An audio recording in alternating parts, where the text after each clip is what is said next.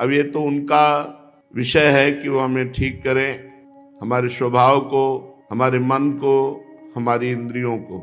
इतने बड़े की शरण ले ली और ठीक करने का जुम्मा हम लें या किसी और के पास जाएं? कोई हो तो आप ही बतावें प्रभु, आपके समान कोई नहीं तो आपसे बढ़कर कौन है। जब आपके चरणों का आश्रय ले लिया तो अब ठीक बेठीक की कोई वार्ता ही नहीं है। मैं आपका हूँ, आप मेरे हो। यदि आप अपने लायक बनाना चाहते हो तो बना लीजिए, और यदि कहीं कोई ऐसा है जो आपके लायक बना दे तो मिला दीजिए। आपसे ही अब होगा, मेरे से नहीं होगा। मैं आपका हूँ, मेरा अंतःकरण, मेरा स्वभाव, ये सब आपको समर्पित है। कहाँ जाऊं, किसकी शरण में जाऊं? आप जैसा तो केवल आप ही है। अगर कोई आपसे हटकर होता तो हम जाते। अगर किसी में कुछ बल है तो आपके द्वारा दिया हुआ है, किसी में बुद्धि है तो आपके द्वारा दी हुई, कोई तेजस्वी है तो आपके द्वारा, कोई जितेंद्रीय है तो आपके द्वारा। ये हमें अच्छे से पता है, अब इसमें संशय नहीं। इसलिए जो सब जगह से ठुकराया गया हो उसे कौन गले लगा सकता है? पतितों को तो एकमात्र पावन करने वाले आप ही हो प्रभु। आपका बाना है पतित पावन। दीनों को, तिरस्कृत को, समाज तिरस्कृत को आप ही गले लगाते हो। ये स्वभाव और प्रभाव संतों से, शास्त्रों से पता चला। अब किसकी शरण में जाऊं? जाऊं कहाँ तजी चरण तुम्हारे। माना मैं आपके योग्य नहीं होना कभी हो सकता हूँ। कहाँ आप सच्चिदानंद महिमा से युक्त, और कहाँ पार्थिव शरीर के विलास में लगा हुआ मन इंद्री।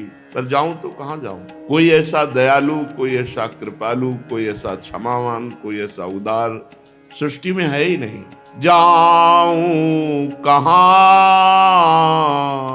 तज चरण तुम्हारे। जैसे माँ बच्चे को पीटे, छोटे बच्चे को, तो आप देखिएगा वो माँ के ही गले लगेगा, क्योंकि उसका कोई आश्रय नहीं है। वो झिड़क करके गोद से उतार दे तो माँ की तरफ ही भागेगा, क्योंकि उसका कोई आश्रय नहीं है। शरणागत का ऐसा ही स्वभाव होता है। यदि प्रभु झिड़क दें तो भी प्रभु की तरफ ही भागना है, यदि डांट दें तो प्रभु की तरफ ही भागना है, कोई और रास्ता नहीं है। काको नाम पतित पावन जग। सच्ची मानिए, जरा सी गलती में कोई बर्दाश्त नहीं करेगा, आपका त्याग कर देगा, घृणा करेगा, नीच दृष्टि से देगा। अरे असंख्यों अपराध, समुद्रवत अपराध, मानते ही नहीं। मेरा शरणागत है, बस इस भाव से मानते ही नहीं हमारे युगल सरकार। कहाँ जाऊं? ऐसा कौन है, ऐसा कौन उदार है कि आज से नहीं करूंगा फिर कर रहा हूं, आज से नहीं करूंगा फिर कर रहा हूं, गलती पे गलती करता चला जा रहा हूं, और प्यार पे प्यार, दुलार पे दुलार उनका होता चला जा रहा है। ऐसा कोई नहीं त्रिभुवन में, प्रभु जैसा कोई नहीं है। जिनको कोई नहीं पूछता, कोई साथ नहीं देता, उनको प्रभु गले लगाते, क्योंकि उनके हृदय में बात आ जाती है ना कि अब हमारा कोई नहीं। ये बहुत बड़ी भगवत प्राप्ति के लिए सिद्धि है। जिसके हृदय में बात आ जाए कि हमारा तो कोई नहीं है। जिसका कोई होता है तो संकट पड़ने पर उसी के पास जाता है, और जिसका कोई नहीं होता है तो हर परिस्थिति में वृत्ति भगवान के पास। प्रभु आपके सिवा कोई नहीं, श्री जी आपके सिवा कोई नहीं। आज तक किसी भी देवता का ऐसा बाना नहीं पाया गया कि हठ पूर्वक चुन चुन कर नीचों को परम पद दिया हो। साधन संपन्न ऋषि मुनि ये तो समर्थ है, नीचों को परम पद दिया हो, ऐसा तो केवल हे प्रभु आप ही हो। हे हरि, ऐसे तो आप ही हो। हठ पूर्वक नीचों को गले लगाकर उनका उद्धार किया, और न जाने कितने का उद्धार भगवान ने किया। क्यों? स्वभाव ऐसा है। जो भगवान श्री हरि का स्वभाव जान जाता है, उसे भजन छोड़कर और कुछ अच्छा नहीं लगता। इतना प्यार करने वाले, इतने कृपालु, इतने अहेतुकी कृपालु हमारे मित्र भी यही है, हमारे पिता भी यही है, हमारी माता भी यही है, हमारे गुरु भी यही है, हमारे सखा, सब कुछ ये। तुमेव माता च पिता तुमेव, तुमेव बंधुश्च सखा तुमेव, तुमेव विद्या द्रविणं तुमेव, तुमेव सर्वम मम देव। मेरे सब कुछ आप ही। ये बात आ जाए बहुत बड़ी बात है। इस बात के बीच में कोई बात ना आने पावे, अर्थात इस जगत में कोई अपना कहलाने वाला ना हो, केवल प्रभु हो तो जीत गए जगत को। प्रभु कोई ऐसा देवता नहीं है जो स्वार्थ से युक्त ना हो, अहेतुकी कृपा करे, ऐसा कोई देवता नहीं। आप जितना पुण्य कीजिए उतना वो आपको फल दे सकते, इसके आगे नहीं।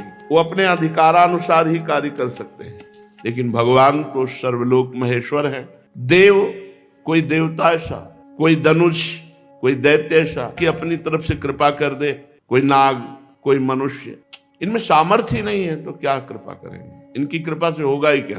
कोई मनुष्य कह दे हम तुम्हारे ऊपर कृपा करते तो क्या?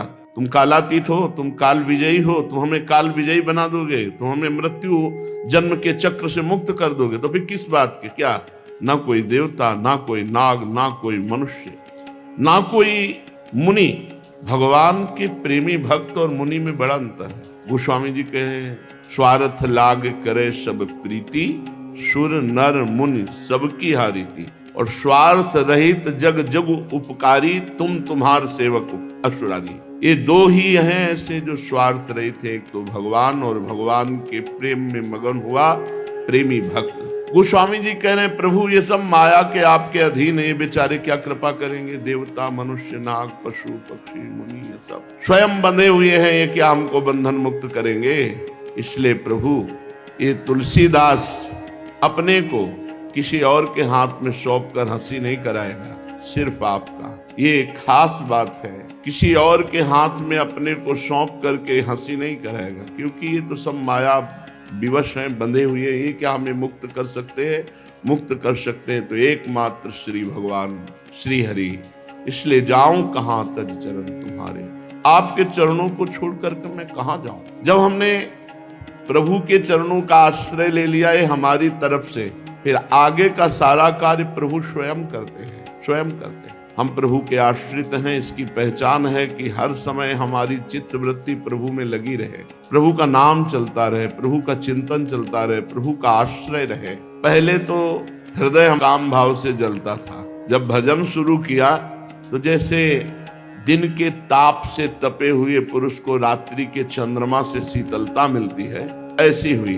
पर जब वृंदावन आया और यहाँ नूपुरों की झनकार और बंशी नाद सुना तो और आग लग गई। संसार में था तो काम आदि वेदना कामाग्नि से झुलसा हुआ, जब भजन में लगा तो ऐसा लगा जैसे दिन के ताप से कोई चंद्रमा की शीतलता में आ जाए। और जब वृंदावन आया और भजन का प्रभाव प्रकट हुआ और नूपुर और बंसी ध्वनि सुनी तो हृदय में आग लग गई प्रेम की। ये असहनीय आनंद है, असहनीय आनंद। जैसे प्यासा आदमी है, बर्फ डाल के बढ़िया ठंडा पानी पिलाओ, अच्छा लगेगा, लेकिन बर्फ में लिटा दो, बर्फ में लिटा दो उसे कि बहुत गर्मी से आए हो, बहुत प्यास लगी है, बर्फ में लिटा दो तो क्या होगा? वो दुख का अनुभव करेगा, दुख का अनुभव। ऐसे ही इतना आनंद कि जो मैं ऐसा जानती प्रीति किए दुख होए, नगर ढिंढोरा पीटती अजी प्रीति न करियो कोई। आनंद की पीड़ा, आनंद की पीड़ा। श्री ध्रुवदास जी महाराज इसी अनुभव को कह रहे हैं, प्रेम के समान कोई सुख नहीं है, अपार सुख, लेकिन दुख होता अपार। ये दुख जो है इसे कोई माया जनित दुख न समझे। शरीर में पीड़ा है, परिस्थिति बहुत ऐसी है, स्थिति बहुत, ये दुख नहीं है, ये आनंद की पीड़ा है। ऐसी आनंद की उमगन असहनीय हो रही तो चिल्ला चिल्ला के रो रहा है। आनंद की अपार सुख असहनीय हो रहा है। क्या विरही को प्रभु का सानिध्य अनुभव नहीं होता? जिनको विरह कभी सेकंड दो सेकंड का भी हुआ होगा वो समझ रहे होंगे। सामने प्रभु होते विरही के, कब मिलोगे? और सामने वो छाए हुए हैं, नेत्रों में उनकी झांकी छाई हुई है और उन्हीं से बात कर रहे, कब मिलोगे? जीवन की शाम होने जा रही है। नाथ आप बड़े कृपाल हो, अब किसकी बाट जो रहे हो? कौन सी साधना की पूर्णता चाहते हो? वो प्रभु से बात करके रो रहा है, विकल हो रहा है। प्रीति समान न और सुख, दुखहु होता पार। मिलिबो सुख दुख बिछरिबो, यह कीनो निर्धार। ये सुख दुख प्राकृतिक नहीं है। मिलन में जो सुख का अनुभव होता है तो विरह में उससे बढ़कर सुख का अनुभव होता है। ये विरही समझ पाता है।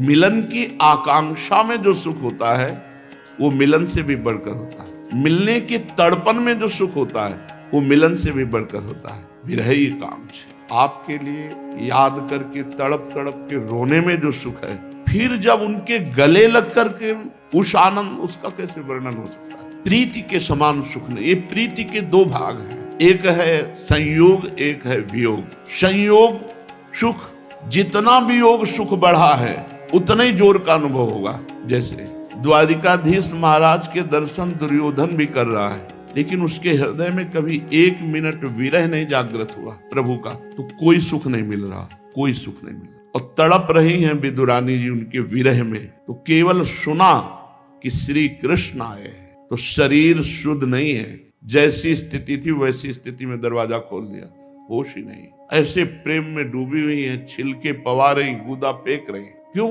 हर समय भगवान के चिंतन में कब मिलेंगे, कब मिलेंगे, कब मिलेंगे। मथुरा के ब्राह्मण वेदज्ञ हैं, याज्ञिक हैं, बड़े धर्मात्मा हैं, लेकिन विरही नहीं हुए कभी 1 मिनट के लिए। लेकिन उनकी पत्नियां भगवान की चर्चा सुन सुनकर लालसा युक्त हो गई कि हाय हमारे समीप श्री कृष्ण हैं ब्रज में, कब हम भर नेत्र श्री कृष्ण को देखेंगे।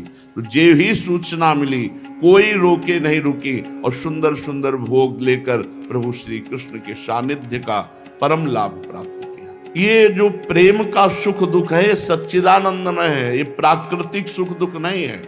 ध्रुवदास जी कह रहे, जिनके लिए हमने जीवन अर्पित किया, जिनको हमने अपना आराध्य देव प्राण प्रीतम माना, सबसे प्यारा माना, उसके बिना हम चैन से जी रहे, इसका मतलब अभी रंग नहीं आया। अभी खान पान, विश्राम, हंसी मजाक, इससे हमारा दिन कट रहा है, अभी रंग नहीं आया।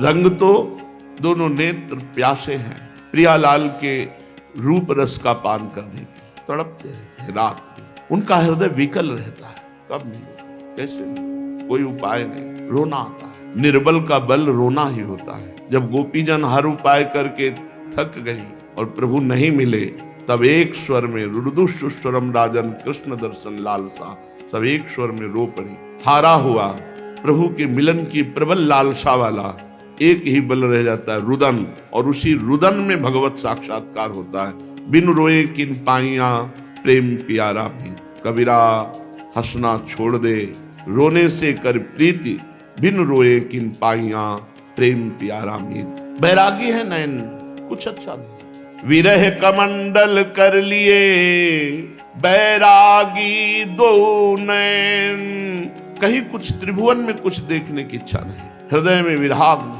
नेत्र में रूप दर्शन की प्यास है। मांगत दरस मधुकरी, यह है बैराग, दर्शन रूपी माधुकरी मांग रहे श्री ध्रुवदास जी महाराज। बदन रूप जलपान को प्यासे हैं 2 नैन, दोनों नेत्र इतने प्यासे कि कब प्रियालाल के रूप को देखूं। अब धीरे धीरे उसकी ऐसी स्थिति आ गई कि एक घड़ी भी कल्प के समान लग रही है। एक घड़ी समय व्यतीत करना, कोई तुम्हारा प्राण प्रिय आने वाला हो और तुम इंतजार कर रहे हो, फिर उस समय देखो, बार बार दरवाजे के पास जाना और घड़ी देखना, कोई मिला पूछो कोई आ रहा है आपने देखा, वो व्याकुलता, बस प्राण प्रिय होना चाहिए। कोई स्याही, कोई कलम, कोई कागज ऐसा नहीं है कुछ विरही के हृदय की पीड़ा को लिख सके, जिसका एक एक क्षण प्रभु के मिलन के लिए तड़प रहा है, हाहाकार कर रहा है हृदय। यहाँ कह रहे भगवत दर्शन कब होंगे। खान पान अच्छा लग रहा है, सोना अच्छा लग रहा है, हंसना अच्छा लग रहा है, जीना अच्छा लग रहा है, जब भार एक एक कल्प के समान एक एक घड़ी व्यतीत हो रही। ध्रुवदास जी के उसके हृदय में भगवत मिलन की कैसी पीड़ा है कि न कोई स्याही है, न कोई कलम है, न कोई दवात है जिससे हम लिख सके कि उसके हृदय की कैसी पीड़ा है। आचार्य कृपा पात्र, मंत्रवेत्ता, निरंतर नाम जप करने वाला, उसी के हृदय में पावन प्रेम उदय होता है और मंत्र बल से, नाम बल से उसका हृदय इतना मजबूत होता है कि उसके प्राण नहीं निकलते। नहीं तो ऐसी विराग्नि, ऐसा प्रेम बाण प्रभु का हृदय में लगता है, जीना मुश्किल हो जाए। अब तो चाहत हैं चलो, रह न सकते प्राण, उसके प्राण व्याकुल हो जाते। श्रीपाद करें, पहले तो काम आदि दोषों के ताप से हृदय जल रहा था, नाम जप किया तो ऐसी शांति मिली जैसे दिन के धूप से कोई तपा हुआ रात्रि की चंद्रमा में शीतलता में शांति प्राप्त करता है। पर जब वृंदावन आया तो नवीन आग लग गई। मेरे कानों में नूपुरों की धुनी और बंशी की धुनी पड़ी। अब तो हृदय व्याकुल है कि कब उनको देखूं जिनकी नूपुरों की धुनी है, जिनकी वंशी ध्वनि, उनको कब देखूं। वो मेरे हैं, वो अपने हैं और अपने होकर छुप रहे हैं, मेरे सामने नहीं आ रहे। क्या करूं, कहां जाऊं, कैसे, क्या, वो व्याकुलता। अब तो जल रहा है मन, कठिन पीर पिय विरह की। समस्त मति मोहन क्वणित किंकिणी नूपुर। ये वंशी ध्वनि, करधनी की ध्वनि, नूपुरों की ध्वनि, ये हमें मोहित कर लिए। तुमक्षि प्रथमागता तदनुधन्य वृंदावने। अब तो मैं इस वृंदावन में अपने जीवन को समर्पित करता हूं। इसी वृंदावन के मार्ग में मैं अपने जीवन को अर्पित करके एक आकांक्षा करता हूं कि जिनकी नूपुरों की ध्वनि सुनी वो प्रियाजू, और जिनकी वंशी ध्वनि सुनी वो लाल जो हमारे नेत्र गोचर हों, मैं उनको देख पाऊं। जीवन मृत्युलोक में बड़ा संकटपूर्ण है। कभी भी किसी भी क्षण कोई भी घटना घट सकती है, कोई भी अंग नष्ट हो सकता है, कोई भी शरीर नष्ट हो सकता है। इसलिए हर पल नाम न छूटने पावे। माया का कार्य है नाम विस्मरण कराना। वो चाहे वस्तु हो, चाहे व्यक्ति हो, चाहे कुछ भी हो, माया वही है जो भगवत विस्मरण करा दे, और भक्ति वही है जो भगवत स्मरण में रखे। भगवत स्मरण में रखे उसी का नाम भक्ति, जो भगवत विस्मरण करा दे उसी का नाम माया। चाहे वो कोई भी हो, जिसके संग से भजन छूटे वो माया, जिसके संग से भजन बने वो भक्ति। वो कोई भी हो, कोई वस्तु व्यक्ति स्थान कोई भी हो, जिस वस्तु व्यक्ति स्थान के संग से भजन छूटे वो माया, वो त्याज्य है, और जिसके संग से भजन बने वो भक्ति, वो ग्राह्य है, वो स्वीकार करना।